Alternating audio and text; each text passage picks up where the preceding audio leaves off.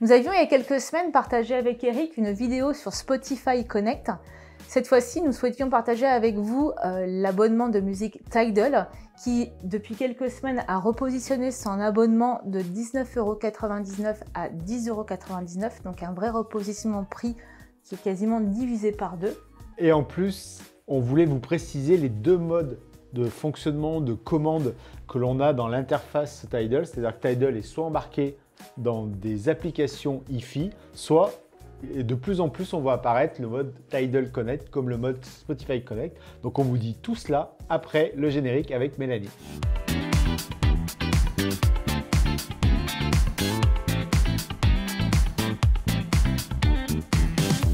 Eric, Tidal, dans le monde de la musique connectée, il y a beaucoup aujourd'hui d'acteurs d'abonnements musicaux. Et comment se positionne Tidal ? Je dirais que Tidal fait partie des indépendants, hein. C'est pas lié à Amazon, c'est pas lié à Amazon Music, donc c'est comme Qobuz, c'est comme Deezer, c'est comme Spotify. Ça a été lancé il y a 10 ans, en 2014. C'était d'abord uniquement disponible en Suède et puis ça a été repris par Jay-Z pour quelques millions de dollars. Et depuis 2017, voilà, il y a une vraie politique aussi de monter en haute résolution. C'est eux qui avaient lancé le format MQA. Je dis qui ont lancé parce que de plus en plus, ils reviennent finalement à du format standard, le FLAC. Et comme tu le disais tout à l'heure, en fait, là, aujourd'hui, il y a une grosse guerre, de toute façon, dans les plateformes de streaming, dans les services musicaux. Et là, ils ont tout simplement quasiment divisé par deux leur abonnement. Donc, ça devient une offre très, très intéressante. Et puis, petit bonus, c'est vrai qu'il y a une polémique souvent où les artistes se plaignent de ne pas être très rémunérés. En tout cas, Tidal, comme ils sont très liés à certains artistes, ils mettent en avant aussi qu'ils rémunèrent à hauteur de 75% de leurs revenus les artistes, là où les autres sont plutôt à 70%. Donc, voilà. Donc jusqu'à aujourd'hui, vous pouviez choisir en fait entre deux types d'abonnements chez Tidal. Il y avait le Tidal hi-fi et le Tidal hi-fi Plus avec deux tarifications. Et là, Tidal nous propose de fusionner tout cela. Oui, en fait, comme je le disais tout à l'heure, il y a une guerre des prix qui est très forte là-dessus. Le but du jeu, c'est d'atteindre une masse critique d'abonnés. Ils le font par le prix parce que c'est le nerf de la guerre. Sur le site de Tidal, je dirais qu'il n'y a plus qu'une offre d'abonnement individuelle à 10,99 €. Donc, comme tu le disais tout à l'heure, c'est quand même 9 € de moins. Et on a accès à des millions de morceaux de musique. Quand je lis sur leur site, c'est 110 millions de titres qui sont annoncés. Donc, on va dire tout est là. Et surtout dans les meilleurs formats. C'est-à-dire qu'il n'y a plus de notion hi-fi, qualité CD, pas qualité CD, MQA, pas MQA. C'est aujourd'hui pour 10,99 €. On a de l'audio lossless, du hi-res, justement FLAC. Donc, ils abandonnent petit à petit, ça coexiste leur format. Alors, c'est pas le leur propriétaire, mais c'est celui qu'eux utilisaient pour avoir une meilleure qualité sonore avec un bon ratio débit. Donc, on retombe sur du FLAC. Et puis, grande mode, le Dolby Atmos, c'est-à-dire ce son spatial qui est très mis en avant chez Apple Music. Donc voilà, on a tout. Bien sûr, possibilité d'écouter hors ligne, sans publicité. Et puis, tu m'en faisais part, toi t'aimes bien, c'est un peu comme Spotify, ils proposent des mix, des playlists personnalisées, c'est plutôt sympa. Donc voilà, on a tout là-dedans. Après, on aura une offre famille. L'offre Family à 16,99 € jusqu'à une grande famille, 6 personnes. Ils sont très agressifs avec l'offre Student où on est à 4,99 € par mois. Donc en tout cas, ils se placent dans les meilleures offres du marché sur une très haute qualité sonore. Alors, je suis utilisatrice de Tidal et je t'avoue que la découverte de Tidal Connect a été pour moi une très bonne nouvelle puisque grâce à cela, je peux vraiment garder mes habitudes d'application.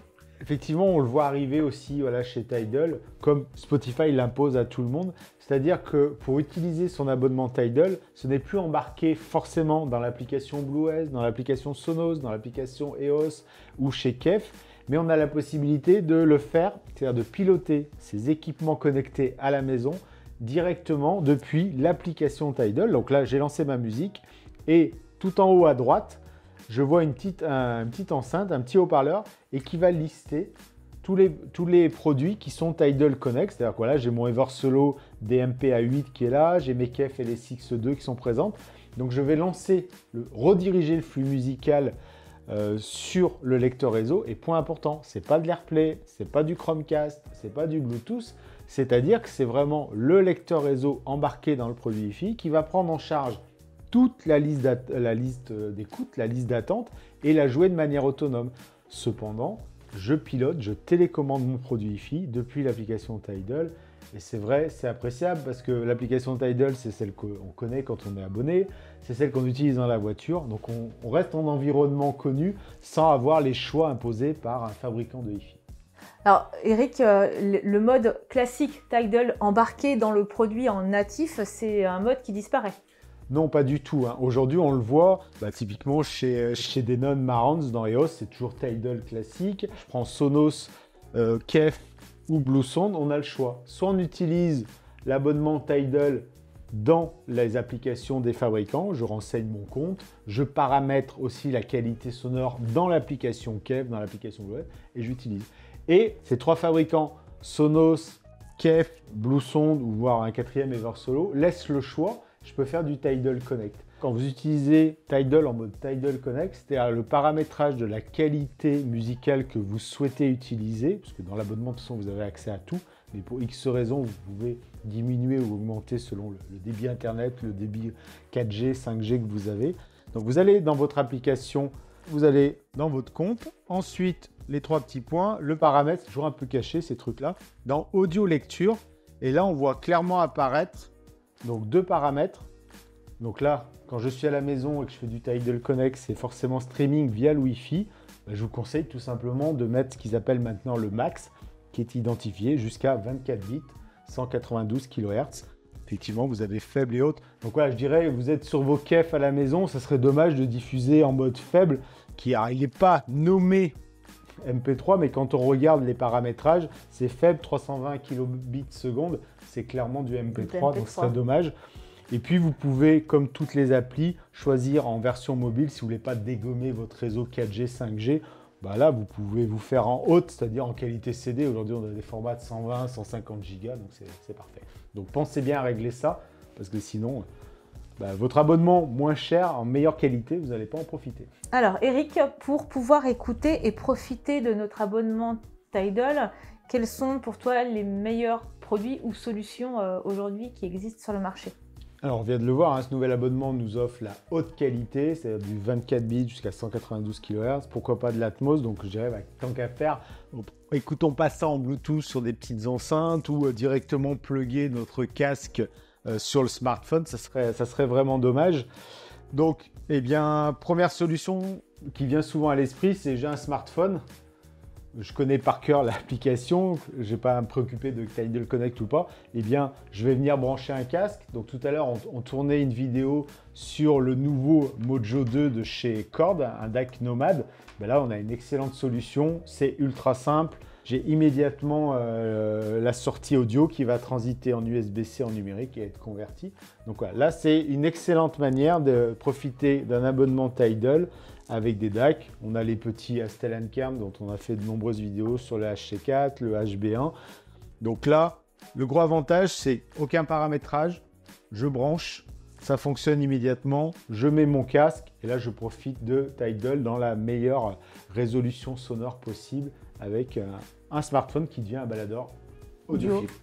Alors aujourd'hui, sur mon setup de travail, j'écoute aussi la musique et du coup, c'est vrai que je passe, qui me concerne depuis mon ordinateur.